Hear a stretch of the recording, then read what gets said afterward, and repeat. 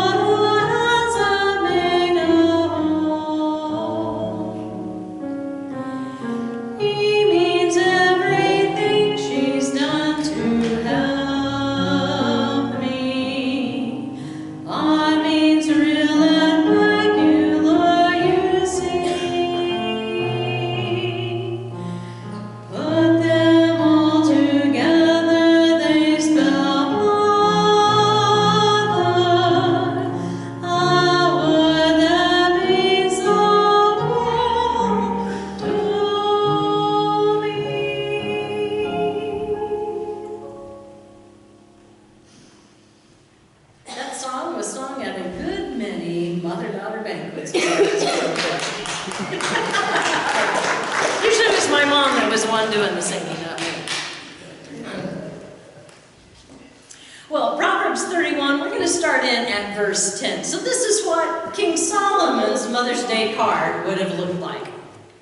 A wife of, and this was to his wife actually, a wife of noble character who can find. She is worth far more than rubies. Her husband has full confidence in her and lacks nothing of value. She brings him good, not harm, all the days of her life. She selects wool and flax and works with eager hands. She is like the merchant ships bringing her food from afar. Gets up while it is still night. She provides food for her family and portions for her female servants. She considers a field and buys it out of her earnings. She plants a vineyard. She sits about her work vigorously. Her arms are strong for her task. She sees that her trading is profitable, and her lamp does not go out at night. In her hand she holds the distaff and grasps a spindle with her fingers. She opens her arms to the poor and extends her hand to the needy. When it snows, she has no fear for her household, for all of them are clothed in scarlet. She makes covering for her bed. She is clothed in fine linen and purple. Her husband is respected at the city gate, where he takes his seat among the elders of the land.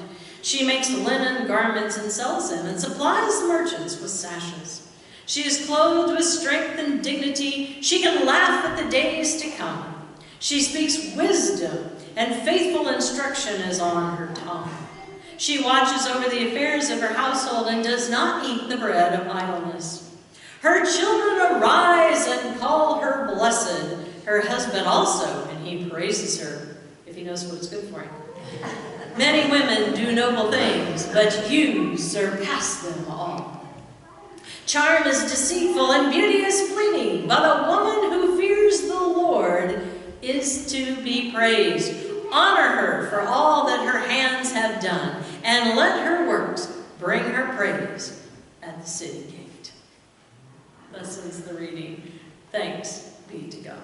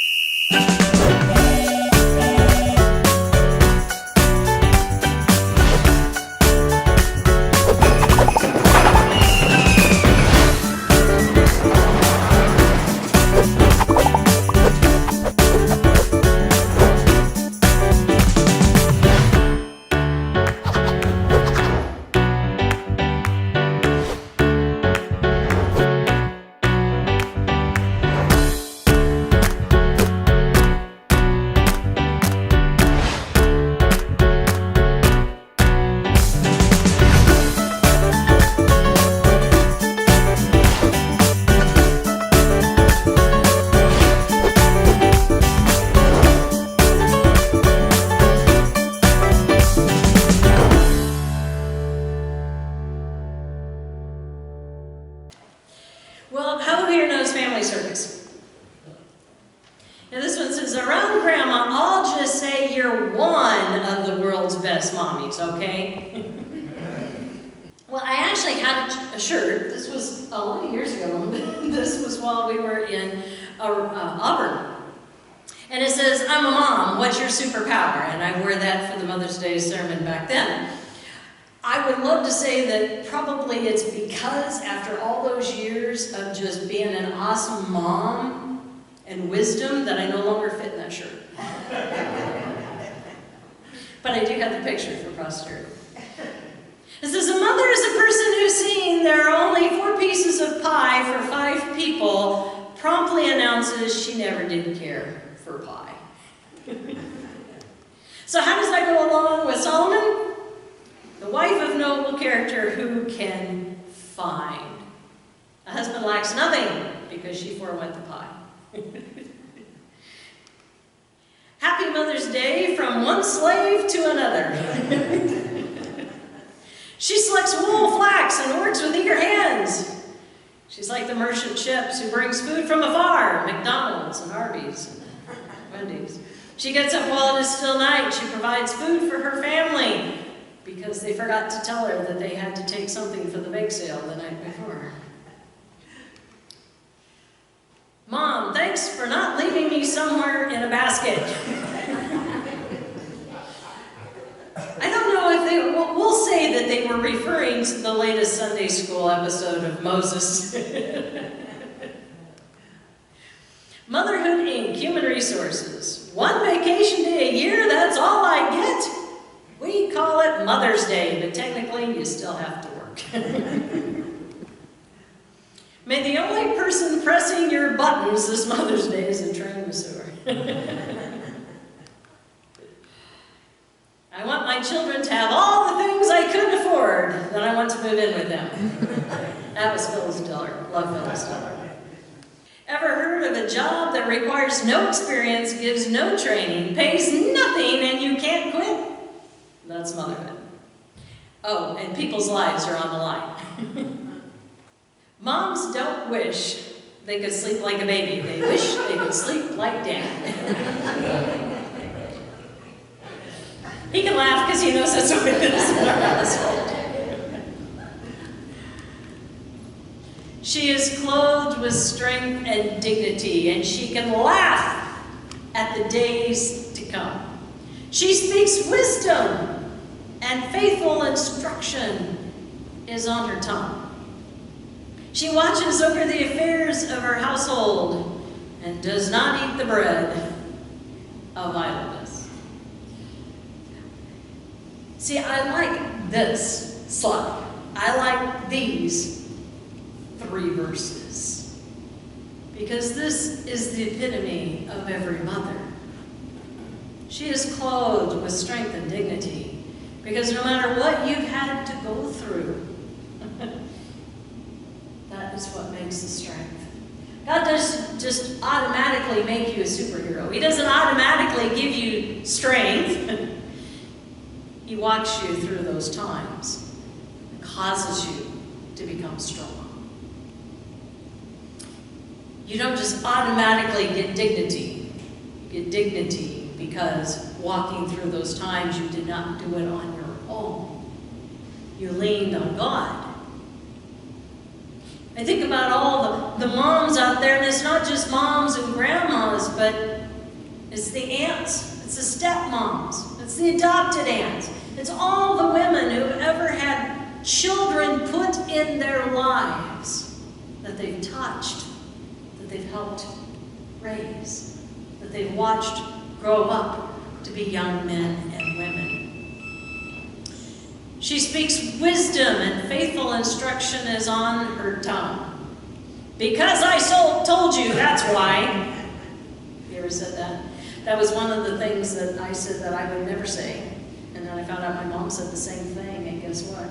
I found myself when Chantel was 5 and asking the same question for the 100th time. Because I said so! And I realized I had become my mom. You know, I remember my brother telling my mom, well, actually I think we both sat her down and told her after we had kids that now we realize just how wise she was. Because it seemed like every time we opened up her mouth, out came our mother. But where does that wisdom come from? It comes from years of being around the block, but it comes from sitting in church and teaching Sunday school and teaching Bible school and doing daily devotions. That's where the wisdom comes from. She watches over the affairs of her household. Who here has ever worn 27 hats at one time? Maid, chauffeur, cook, cleaning lady, volleyball coach, basketball coach, soccer mom, softball coach. Maybe you have animals, so you were also outside doing all of that, or gardener, just everything. We wear those hats. It's keeping those affairs, keeping those plates spinning, keeping those balls in the air as we're juggling, and sometimes it can feel like everything comes crashing down. Sometimes we can't keep all the plates spinning. But here's the thing. This is not what we're supposed to have to live up to. This is how our family sees us in their eyes because they admire the attempt and the time that you kept those plates spinning, but they don't always expect it. And I always hated this last line. And does not eat the bread of idleness. Who here has ever thought that that meant you could never sit down and take a break? Especially in our day and age, you're going all the time. But I say that, but I think back to a little old lady that used to sit in our church Maggie Hayes, Margaret Hayes, she was 104 years old. She came every single Sunday. We had church at 9, and she never missed a Sunday. Stood up for every hymn. And my dad was a house painter, and I used to work with him. And I remember painting her little house there in Gold Junction. And we showed up at 7 o'clock in the morning to start. And she had already been up, and she had made cinnamon rolls for everybody. And she was making bread for lunch, and within an hour she was slicing apples for a pie. And I thought, even at that age, does a mom ever get to sleep? That's not what that means, though. It's okay to take a break. It's okay to recharge. It's okay to spend that time doing what you like to do. Because what's the saying? If mom ain't happy, ain't nobody happy, right? I love how we don't even have to say out loud that I'm your favorite child. Now see, my mom, this would be her quote, but she's also an only child. Silence is golden unless you have kids, and then silence is suspicious. Every parent is shaking their head. You've had that moment of panic, I'm sure, where you got into something, you read the book, the kids were playing or whatever, there's all this kind of noise chaos in the background. And you get to going, or you're on the phone, and then just all of a sudden you just have this moment of sheer panic.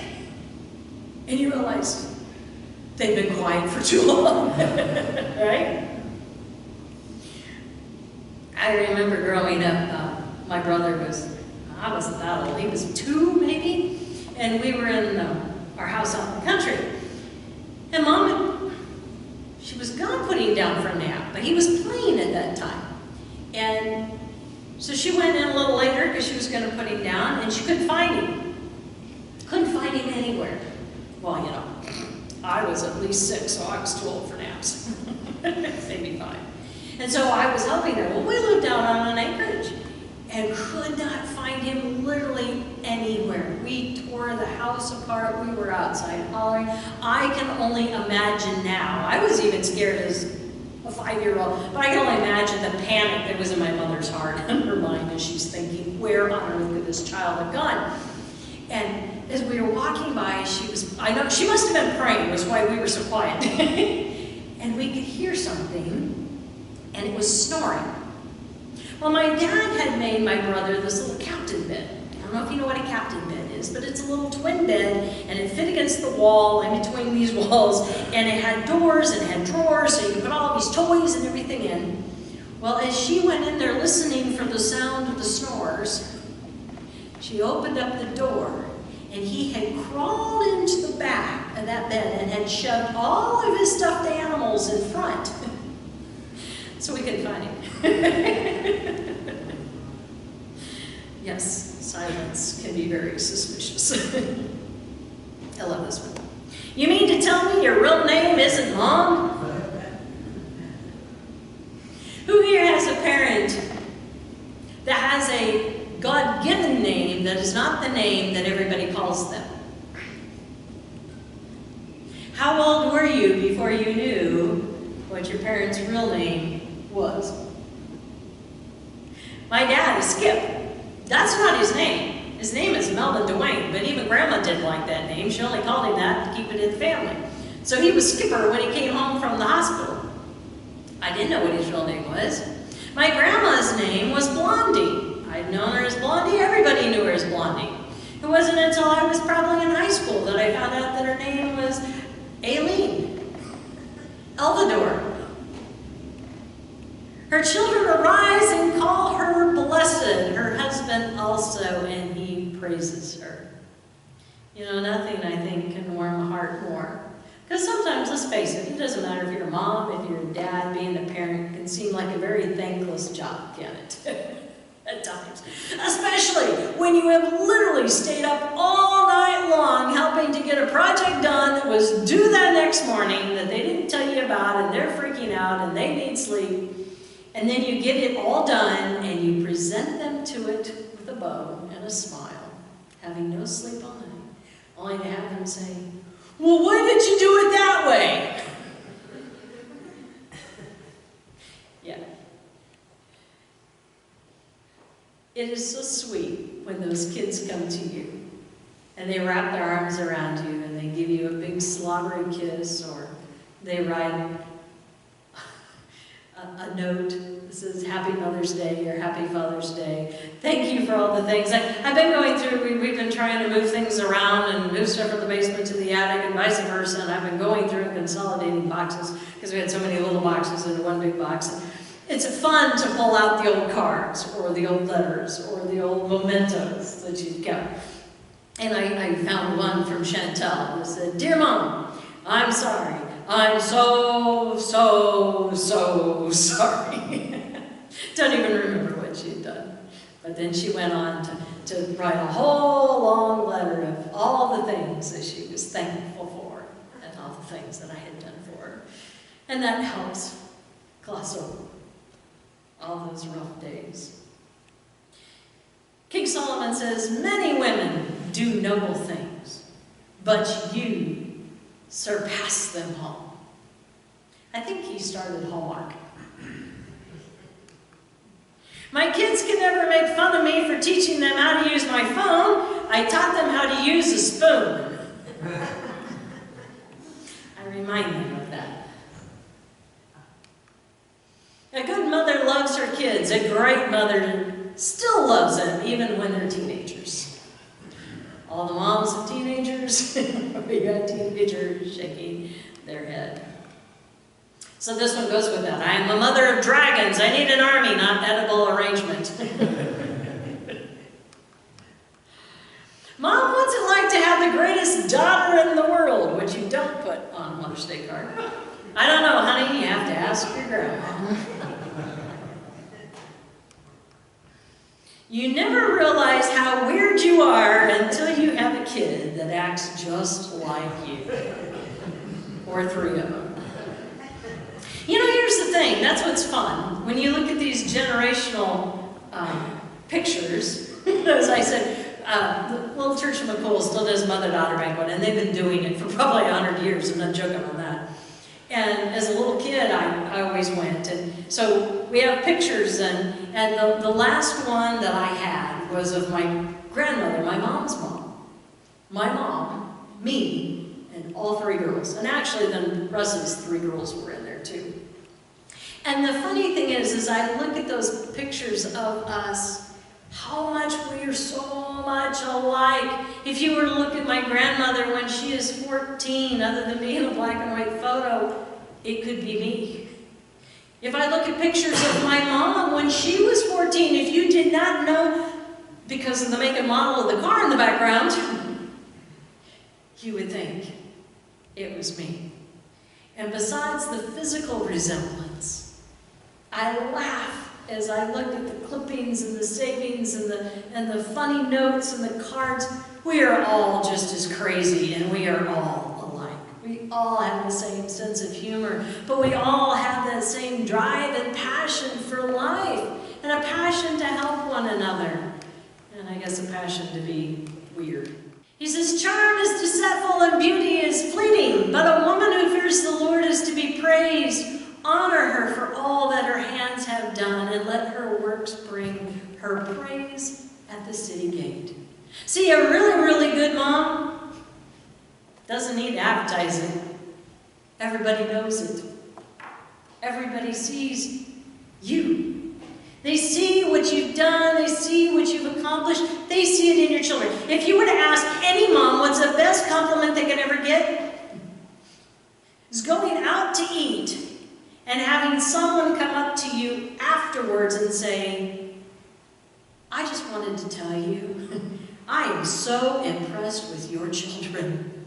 They are such good kids. They sat there so quietly, and they ate, and they were polite, and you're just like, oh, your heart's melting. Because they didn't see them an hour before you sat down.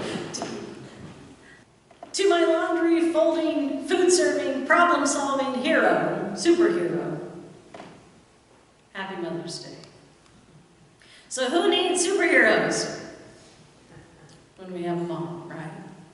So what makes a mom super? Besides all the day in, day out, the dirt fighting, cooking, cleaning, chauffeuring, laundry, dishes, shopping, nursing, praying, teaching, disciplining, kissing, and hugging. It is teaching and raising her kids in the Word of God.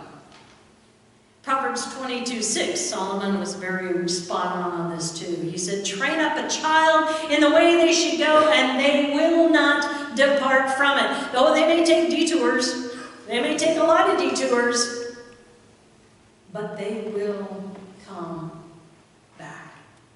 And the reason why they come back is because mom didn't wash her hands of them when they left the door. She stayed on her knees, praying, day in, day out, that they would not forget the God that she instilled in their heart. So moms, your biggest job right now is raising not only your children, but your grandchildren, your nieces, your nephews, the kids that are in this church. As Pat said, it takes a whole congregation, and that's why we come to church. Oh, sure, we can all sit at home and watch me on TV, but you know, I look so much slimmer in person than I do on TV. But we could do that, but we miss the camaraderie. We miss the fellowship. We miss the family. We miss the support. We miss the strength. We miss the recharging that we get when we have barely crawled through the week. And we come and we fall in these pews. And we leave feeling the power and the warmth and the love of not only God, but those around us holding each and every one up. You're not just teaching your kids, but you're also teaching your daughters to be super as well in the eyes of God, because they're going to be moms one day. You're going to teach them where your power really comes from. It comes from God. And your recharging strength station is prayer. Your supervision behind your head and in front is through the scriptures. Your super hearing is from listening to the Holy Spirit and God's voice. And your super patience is from Jesus, who is the Prince of Peace, who gives us peace beyond all understanding. I love this one. It says, see, I told you. So that's how she does it. Faster than a speeding toddler, more powerful than the Energizer Bunny, and able to leap tall mounds of laundry in a single bound. It's a kiss. It's a hug. No, it's Supermom. Actually, I do have a Superman t-shirt. Thought about wearing it. When you say yes to God and yes to being a mom or a stepmom or a grandma or an aunt or an adopted aunt, choose your cape.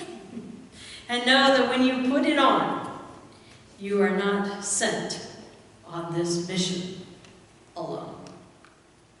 And while you can't save your kids, teach them about the one who can, and that is Jesus Christ. So happy Mother's Day to all of you super duper moms.